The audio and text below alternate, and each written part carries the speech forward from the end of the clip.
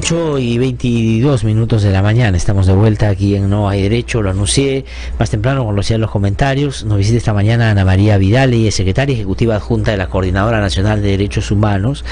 Hay varios temas de la agenda de derechos humanos que podríamos conversar, pero vamos a iniciar por una que tiene que ver con algo que por estos días no solo se discute, sino sobre lo cual se han tomado algunas decisiones que aquí yo en lo personal ya he expresado mi punto de vista y no estoy de acuerdo, y me parece que hay que buscar revertir eso, y tiene que ver con los miles de hermanos venezolanos y venezolanas que están viniendo al país, pero no vienen porque se les ocurre, no vienen de turismo, no vienen porque solo les gusta el Perú, vienen porque en Venezuela hay una crisis humanitaria muy seria que tiene altos niveles de afectación a los derechos fundamentales de miles de personas en este país, que además, dicho sea de paso, en los 80, en los 90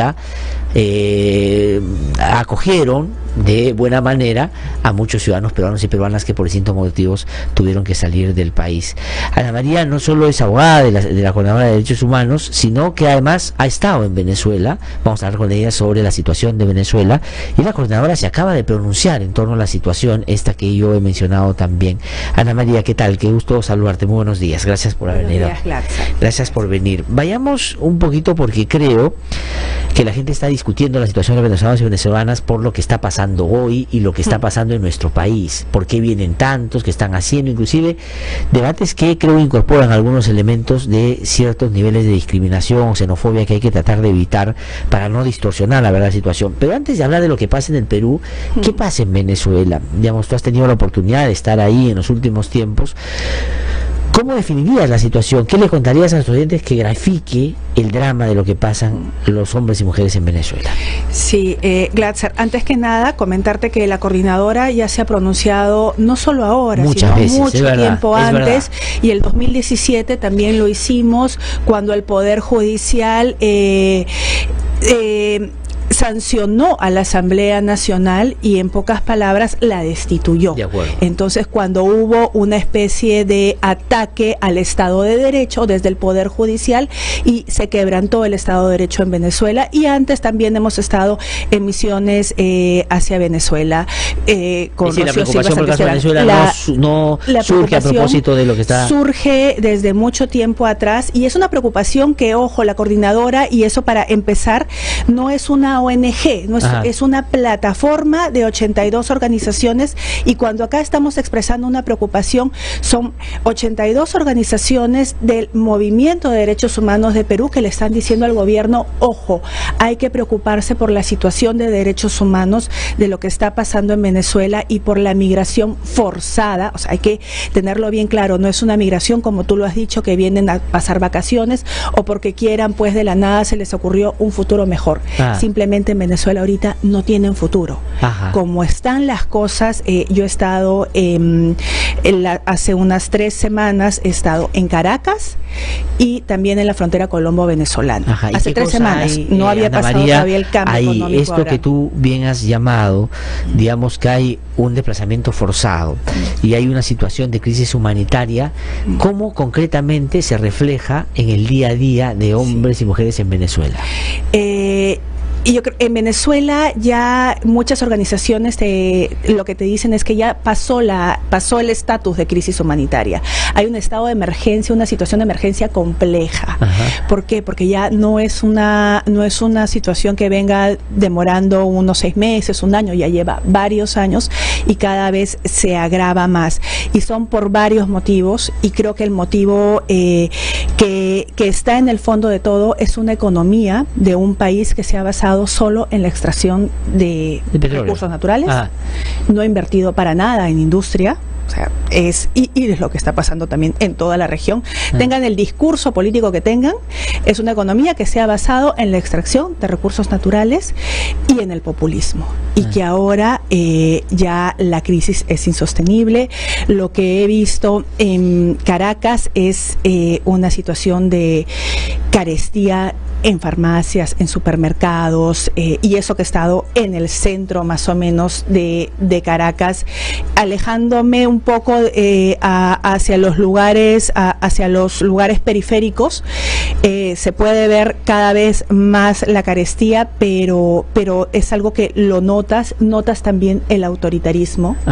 Ves de pronto, de un momento a otro, las calles cerradas porque porque un policía paró un patrullero y paró una avenida inmensa, nadie supo por qué, de ahí a las 2 horas avanzó el patrullero. Ese tipo de cosas de autoritarismo, de colas en las calles, de la economía del día a día, que tienen que hacer colas para sacar la plata del banco para poder pagar la buseta de manera diaria.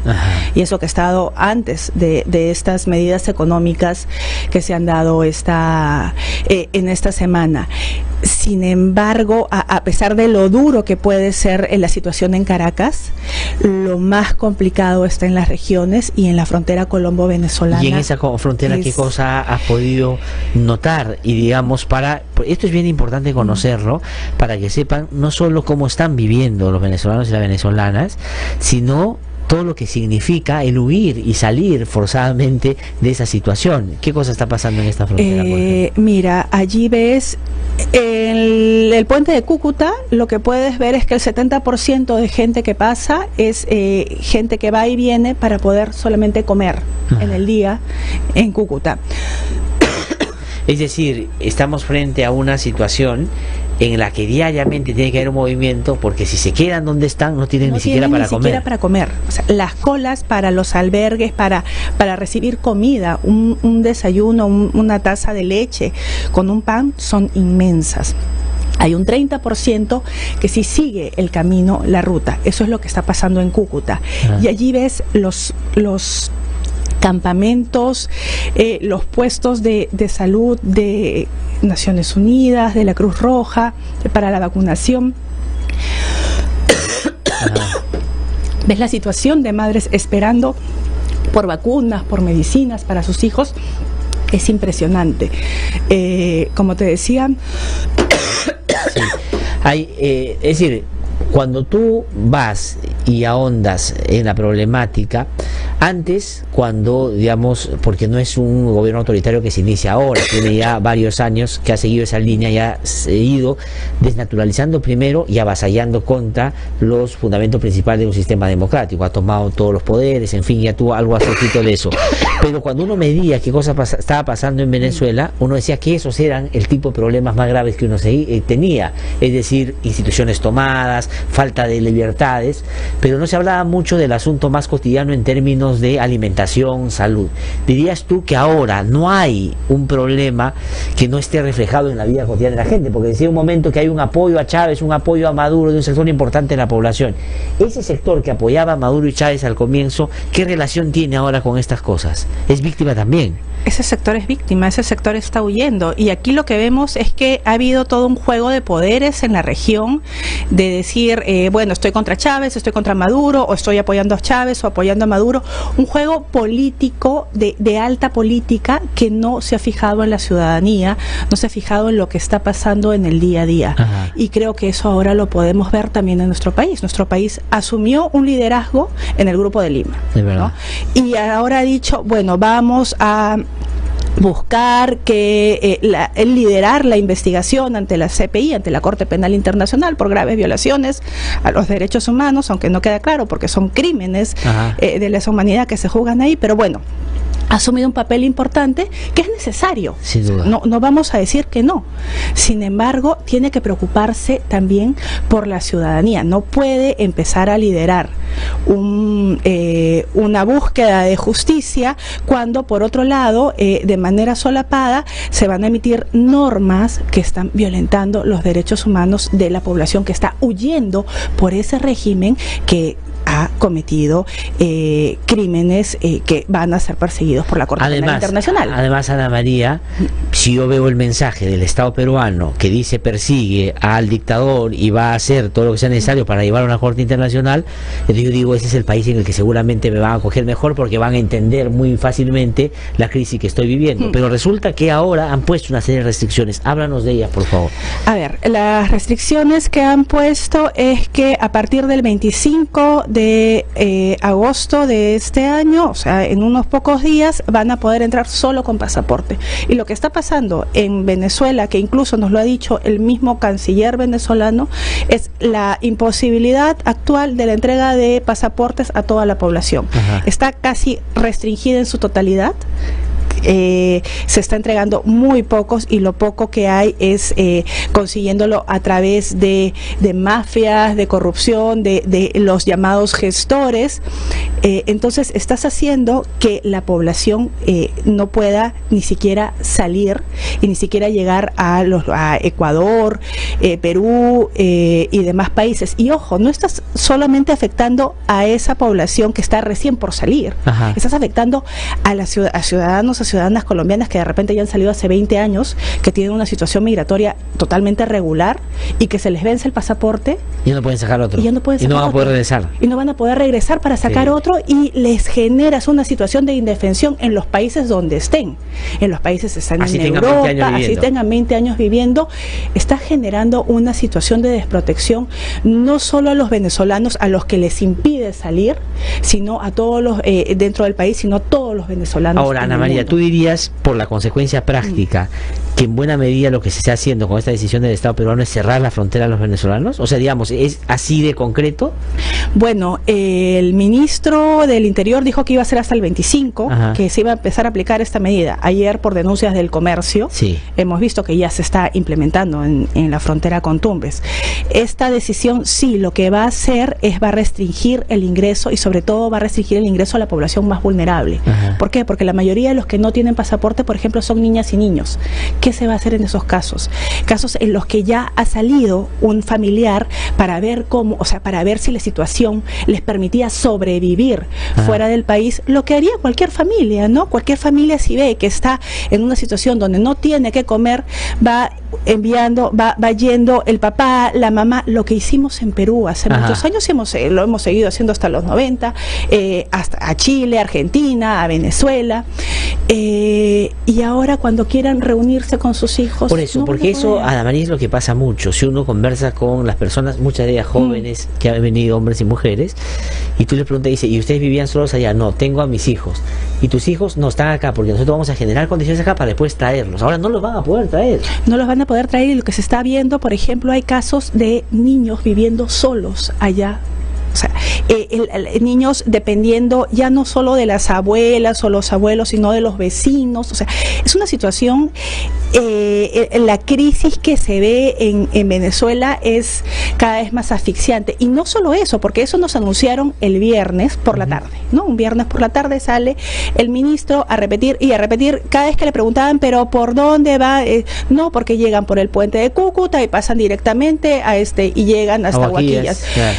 Una manera un poco ingenua, porque nuestras fronteras son un poco más amplias que solo el puente, ¿no? Entonces lo que va a generar también es más indefensión, porque van a cruzar por puentes, por caminos no oficiales, caminos que antes, por ejemplo, Macará, toda la ruta del narcotráfico, digamos, como pasa en la frontera pues México con Estados Unidos, es decir, que el drama que vive la gente para poder entrar a Estados Unidos, es decir, lo de Trump, hecho aquí, no digo que esa sea la política, pero digamos, lo que está pasando es que se le está cerrando la frontera, exigiéndole a estas personas cosas que son inaccesibles en este momento. Es decir, no saben ustedes, amigos, lo que significa hoy en Venezuela conseguir un pasaporte. O sea, es como ponerte la valla tan alta para que justamente no vengas. Eso es lo que no han querido asumir políticamente, el cerrar la frontera, y más bien han puesto como requisitos para hacer lo mismo, ¿no? Sí, y eso nos dijeron, como te repito, nos dijeron el viernes por la tarde. Sin embargo, vemos que el domingo sale publicada una norma que te dice que el permiso temporal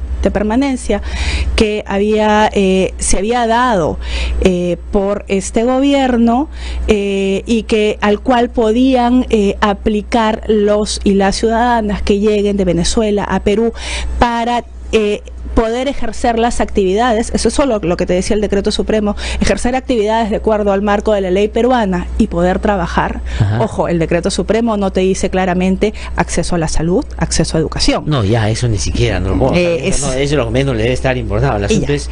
y de la nada, el domingo señalan que, bueno, y este permiso temporal de permanencia decían que podías aplicar hasta el 31 de diciembre de este año.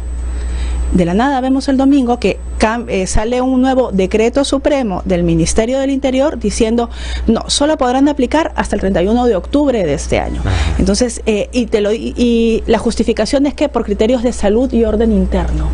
No especifican qué... lo que abre, digamos, el campo para la arbitrariedad, ¿no? ¿Por quién interpreta eso y cómo lo interpreta? Sí, y además aquí hay que ser conscientes de que esto, por ejemplo, es un problema tan grave que ha meritado no solo informes de la Comisión Interamericana, sino una resolución en la que pide a todos los estados, pide al estado, a todos los estados receptores, Colombia, Ecuador, Perú, Chile, Argentina, Brasil, que apliquen medidas conjuntas, urgentes, y que garanticen el derecho, los derechos básicos de esta población que migra forzadamente, lo repito. Ajá. Y eso es lo que no está haciendo el Perú. Nuevamente nos ponen en una situación que desconocemos, que hacen que el Estado peruano desconozca las resoluciones de la CIDH. Ajá. Y también hay que tenerlo bien claro que esto es un tema de derechos humanos.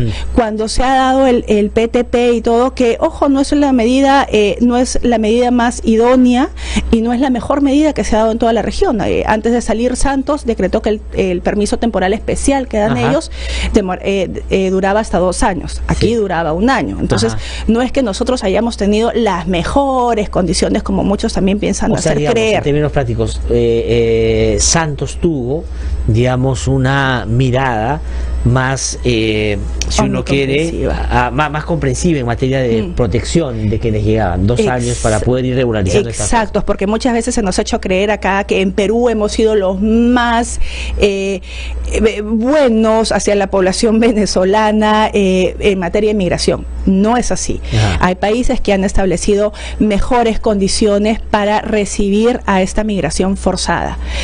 Sin embargo, en lo poco que se ha avanzado es en materia de derechos humanos, y tenemos que tener claro que en materia de derechos humanos hay un principio fundamental que es no regresividad. O sea, no podemos regresar en lo que ya se ha avanzado, y lo que se ha avanzado es bien poquito. Y eso lo estamos ahora. Y eso estamos retrocediendo vía un decreto supremo. Sí, pues. Lo cual contradice totalmente la política de Estado que esperamos, y yo tengo confianza en que el presidente Vizcarra quiere asumir las resoluciones de la CIDH y quiere cumplir con todas las obligaciones internacionales de derechos humanos que tenemos, y con la política de la Cancillería que quiere liderar el Grupo de Lima. No, hay una incoherencia total, ¿no? Entonces, o sea, por un lado es la defensa de los venezolanos y venezolanas que están padeciendo, cosa que es verdad, una dictadura y misericordia totalmente brutal, pero cuando los venezolanos y venezolanas deciden venir aquí para estar mejor dentro de lo que se puede, porque acá tampoco es que la pasan del todo bien, viene una situación muy precaria, les dices, no, vamos a ponerle un requisito tan alto que no lo van a poder cumplir, entonces que se queden allá.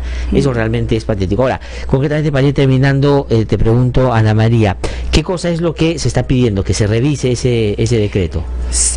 Sí, primero que se revise la medida de pedir el pasaporte, lo cual viola esta resolución, o sea, va en contra de esta resolución, de esta exhortación que hace la CIDH a los gobiernos, a los estados, y que este decreto supremo se derogue. No tiene razón de ser. No nos especifican bien cuáles serían los criterios de salud o de orden interno, por lo cual restringen del 31 de diciembre al 31 de octubre, y que el Estado, sí le pedimos que lidere una respuesta regional a esta situación de emergencia humanitaria compleja.